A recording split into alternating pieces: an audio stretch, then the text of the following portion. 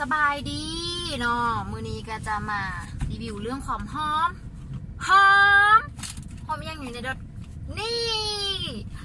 โลชั่นน้ำหอมสกินเซเว่นเหมาะสำหรับยามหนาวในหน้าหนาวนี้เหมาะสุดๆเลยเนาะสำหรับที่มีผิวแห้งและผิวม่องคล้ำโลชั่นน้ำหอมสกินเจ็ตตอบโจทย์ได้เลยเนาะมันจะเห็นให้ผิวของเห่านี้นุ่มชุ่มชื้นและมันสร้างคอลลาเจนใหม่ให้แก่เห่าและสิ่งสำคัญคือมันโคตรหอมวันหอมคืนแท้ๆถ้าเห่าทาตอนกลางคืนนี้คือหอมได้มาจนถึงเช้า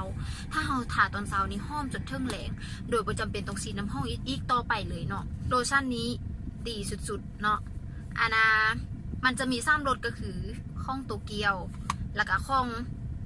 ปารีสและของนิวยอร์กแต่ว่า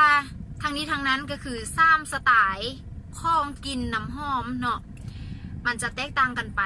สุดแล้วแต่คนมากก็คือ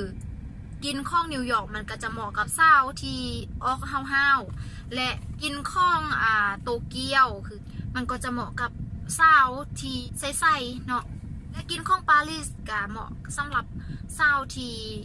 เรียบๆมันเป็นน้ำโลชั่นระดับพรีเมียมเนาะกินข้องมันจะโอเคเวลาทาจะบ่มีคนทวงเลยว่า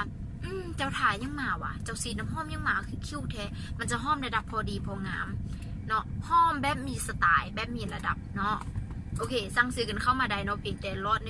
199 บาทเนาะต่ออันหนึ่งเนาะขนาดก็คือ180 มิลลิลิตรเนาะ